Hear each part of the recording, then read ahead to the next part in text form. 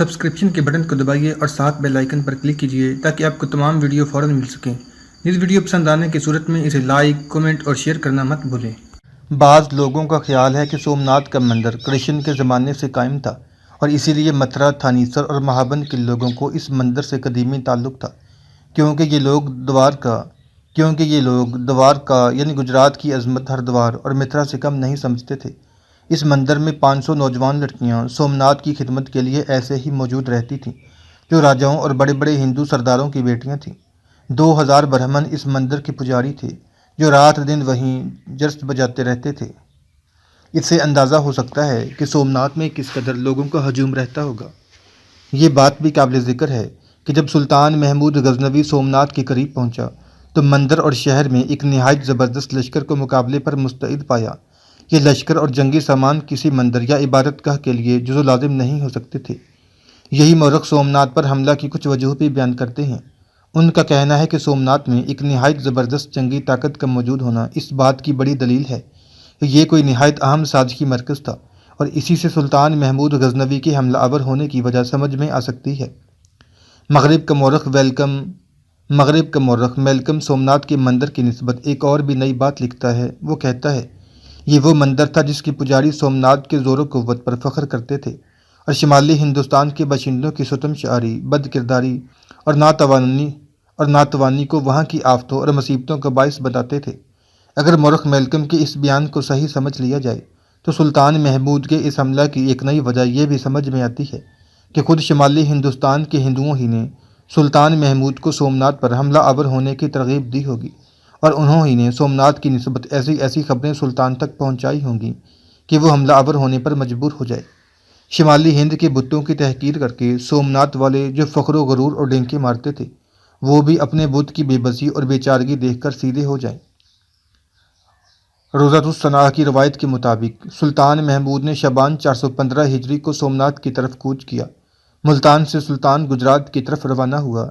یہ حملہ در حقیقت سلطان محمود کو گجرات کے راجا پر کرنا ضروری تھا۔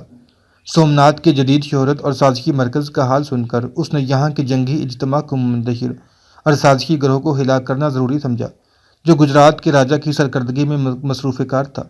یہی مورخ مزید لکھتا ہے کہ سلطان محمود نے 20,000 اونٹوں پر پانی کی مشکیں لاد کر ملتان سے کوچ کیا۔ وہ اول ہلواڑہ یعنی نہروالا دارالسلطنت گجرات پہنچا۔ گجرات کا راجا اس اچانک حملے سے سراسیمہ ہو گیا اور شہر چھوڑ کر کسی طرف کو بھاگ گیا۔ کہتے ہیں سلطان محمود نے اس شہر میں قیام کرنے یا اس کو لوٹنے کے متعلق خیال نہیں کیا، بلکہ نہروالا سے سومناتھ کی طرف روانہ ہوا۔ سومناتھ والوں کو بھی اس اچانک حملے کی پہلے سے اطلاع نہ تھی، چنانچہ سلطان محمود کو فصیل شہر کے نیچے دیکھ کر شہر والوں نے فصیل کے اوپر سے کہا کہ تمہاری موت تم کو یہاں کھینچ لائی ہے، یاد رکھو اب تم یہاں سے بچ کر ہرگز نہیں جا سکتے، اور سومناتھ اب تم سب کو ہلاک کر ڈالے گا۔ ایک اور مورخ سومناتھ سے متعلق کچھ اس طرح سے رقم تراز ہے۔ کہتا ہے 415 ہجری کو محمود کو اس کے چند قابل اعتبار لوگوں نے بتایا کہ ہندوستان والوں کا یہ عقیدہ ہے کہ موت کے بعد انسان کی روح بدن سے جدا ہو کر سومناتھ کی خدمت میں حاضر ہو جاتی ہے، اور سومناتھ ہر روح کو اس کے اعمال اور کردار کے مطابق از روئے تناسخ نیا جسم عطا کرتا ہے۔ ہندوؤں کا یہ بھی عقیدہ ہے کہ دریا کا اتار چڑھاؤ اصل میں سومناتھ کی عبادت ہے جو اس صورت میں ظاہر ہوتی ہے۔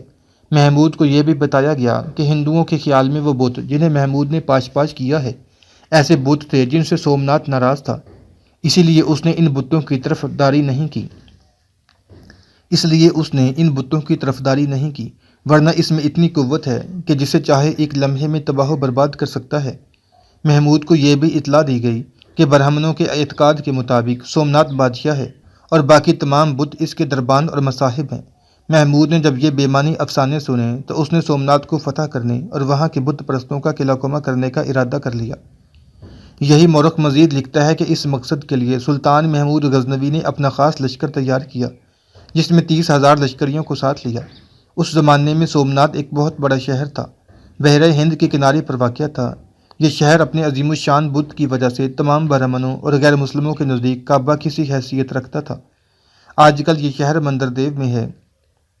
بعض تاریخوں میں یہ بھی بیان کیا گیا ہے کہ حضور صلی اللہ علیہ وسلم کے زمانے میں چند غیر مسلم ایک بہت بڑا بت خانہ کعبہ سے ہندوستان میں لائے تھے۔ اس بت کا نام سومناتھ تھا اسے اس جگہ نصب کیا گیا، لہٰذا اس مقام کا نام بھی اس بدھ کے نام پر سومناتھ رکھا گیا۔ لیکن برہمنوں کی ان کتابوں سے جو اسلام کے ظہور سے کئی ہزار سال پہلے تصنیف کی گئی ہیں، معلوم ہوتا ہے کہ مذکورہ روایت غلط ہے۔ ان کتابوں کے بیان کے مطابق یہ بدھ سری کرشن کے زمانے سے تمام برہمنوں کا معبود تھا، اور برہمنوں کے قول کے مطابق سری کرشن نے اس جگہ دنیا اور اہل دنیا سے روپوشی اختیار کی تھی۔ یہی مورخ مزید لکھتا ہے کہ 415 ہجری میں ماہ رمضان المبارک میں سلطان محمود غزنوی ماں اپنے لشکر کے ملتان پہنچا۔ یہاں سے آگے راستے میں ایک خشک اور بے آب و گیا جنگل پڑتا تھا، اس لیے سلطان نے سب لوگوں کو حکم دیا کہ وہ اپنے ساتھ چند دنوں کا پانی اور غلہ لا دیں۔ اس کے علاوہ خود اس نے بھی 20,000 اونٹوں پر غلہ اور پانی لاد کر لشکر کو آگے بڑھنے کا حکم دیا۔ جب اس خطرناک جنگل کا سفر تمام ہو گیا، تب سلطان محمود کا لشکر موجودہ اجمیر کی سرحدوں پر جا پہنچا۔ ایک اور مورخ مزید لکھتا ہے کہ راستے میں سلطان محمود کو چند اور قلعے بھی ملے، اگرچہ ان قلعوں میں بہادر سپاہی بھی تھے، سامان جنگ کی بھی فروانی تھی، لیکن سلطان محمود غزنوی کے سر پر خدا کی رحمت کچھ اس طرح سایہ کیے ہوئے تھی کہ ان قلعے میں بسنے والوں نے بجائے جنگ کرنے کے سلطان محمود غزنوی کے خوف سے اپنے قلعے میں تمام مال و اسباب سلطان محمود غزنوی کے حوالے کر دیے۔ ان قلعوں سے فرصت حاصل کرنے کے بعد سلطان محمود غزنوی نہر والا میں، جسے پٹن گجرات بھی کہا جاتا ہے، اس شہر کے تمام باشندے سلطان محمود کے خوف سے شہر خالی کر کے کہیں اور جا چکے تھے، لہٰذا سلطان محمود کے حکم سے اس شہر کا تمام غلہ اپنے ساتھ لاد لیا گیا۔ اس کے بعد لشکر نے بڑی تیز رفتاری سے سفر طے کرنا شروع کیا اور سومناتھ کے قریب جا پہنچا۔ یہی مورخ آگے چل کر مزید لکھتا ہے کہ تمام مورخین اس امر سے متفق ہیں کہ سومناتھ اس مخصوص بت کا نام تھا جسے ہندوستان کے تمام باشندے بتوں کا سردار مانتے تھے۔ وہ تشریح کرتے ہوئے لکھتا ہے کہ سومناتھ سوم اور ناتھ سے مرکب ہے۔ سوم اس راجا کا نام ہے جس نے یہ بت بنایا تھا، اور ناتھ اس بت کا علم تھا۔ دونوں لفظوں سے کی کثرت استعمال کی وجہ سے دونوں لفظ ایک ہو گئے اور مفرد لفظ اس بت کا نام بن گیا، بلکہ یہاں تک ہوا کہ مندر اور شہر بھی سومناتھ کے نام سے موسوم ہو گئے، لہٰذا یہ ثابت ہوا کہ بت کا نام سومناتھ یا ناتھ دونوں ہی درست ہیں۔ ہندی زبان میں ناتھ کے معنی بزرگ یا بڑے کی ہیں، جیسا کہ الفاظ جگ ناتھ وغیرہ سے ظاہر ہے کہ جگ ناتھ بھی جگ اور ناتھ سے مرکب ہے۔ جگ کے معنی خلائق کے ہیں اور ناتھ کے معنی خالق کے، لیکن ازروئے محاورہ اب ان الفاظ کے لغوی معنی کا خیال نہیں رکھا جاتا، بلکہ دونوں لفظ مل کر اس میں مفرد کی صورت میں کسی خاص شخص کے نام سمجھے جاتے ہیں۔ یہی مورخ مزید لکھتا ہے کہ سومناتھ کا مندر ایک ہندو کے نزدیک بڑی اہمیت رکھتا ہے۔ جب کبھی سورج گرہن یا چاند گرہن ہوتا ہے تو یہاں تقریباً 30,000 آدمی جمع ہوتے، جن میں سے بیشتر گجرات کے علاقوں سے مرادیں مانگنے اور نظریں چڑھانے کے لیے آتے تھے۔ ہندوستان کے راجا اس مندر کے اخراجات کے لیے وقتاً فوقتاً دان اور نذرانے وغیرہ دیا کرتے تھے۔ جس وقت سلطان محمود نے اس پر حملہ کیا تھا، اس وقت 2,000 قصبوں کی آمدنی اس کے اخراجات کے لیے وقف تھی۔ اس مندر میں ہر وقت 2,000 برہمن پوجا پاٹ کے لیے موجود رہتے تھے۔ یہ پجاری روزانہ رات کے وقت سومناتھ کو گنگا کے پانی سے دھویا کرتے تھے۔ واضح رہے کہ سومناتھ اور گنگا کا درمیانی فاصلہ 600 کوس کا ہے۔ ان پجاریوں نے مندر کے ایک کونے سے دوسرے کونے تک سونے کی ایک زنجیر باندھ رکھی تھی جس کا وزن 200 من تھا۔ اس زنجیر میں چھوٹی چھوٹی گھنٹیاں لگی ہوئی تھیں۔ پوجا پاٹ کے وقت اس زنجیر کو ہلایا جاتا اور گھنٹیاں بجنے لگتیں، اور ان گھنٹیوں کی آواز سے پجاری عین وقت مقررہ پر پوجا کے لیے مندر میں حاضر ہو جاتے۔ یہاں 500 گانے بجانے والی عورتیں اور 300 مرد سازندے ملازم تھے، جن کی اخراجات وقف شدہ دیہاتوں اور قصبوں کی آمدنی سے پورے ہوتے تھے۔ پجاریوں کے سر اور داڑیاں مونڈنے کے لیے 300 حجام ہر وقت موجود رہتے تھے۔ ہندوستان کے بیشتر راجا اپنی بیٹیوں کو سومناتھ کی خدمت کے لیے مندر میں بھیج دیتے تھے۔ یہ لڑکیاں تمام عمر کنواری رہ کر مندر میں مختلف فرائض انجام دیتی تھیں۔ بہرحال سلطان محمود غزنوی جب سومناتھ پہنچا تو اپنے لشکر کو اس نے ایک نہایت مناسب جگہ پڑاؤ کرنے کا حکم دیا۔ اب سومناتھ میں 3 قوتیں سلطان محمود سے ٹکرانے کے لیے تیار تھیں۔ ایک خاصا بڑا لشکر سومناتھ کے اندر موجود تھا جو قلعے، شہر اور مندر کی حفاظت کر رہا تھا۔ اس کے علاوہ سومناتھ چونکہ بالکل سمندر کے کنارے تھا، لہٰذا ایک بحری بیڑا بھی سمندر میں کھڑا تھا، وہ بھی ضرورت کے وقت نہ صرف یہ کہ سومناتھ کے لوگوں کو رسد کا سامان اور دیگر ضروریات فراہم کر سکتا تھا، بلکہ بوقت ضرورت اس بحری بیڑے میں کام کرنے والے جنگجو ایک قوت بن کر سلطان سے بھی ٹکرا سکتے تھے۔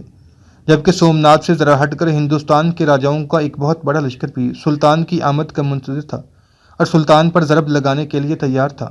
سلطان نے پڑاؤ کرنے کے بعد اپنے لشکر کو سستانے اور آرام کرنے کا موقع فراہم کیا۔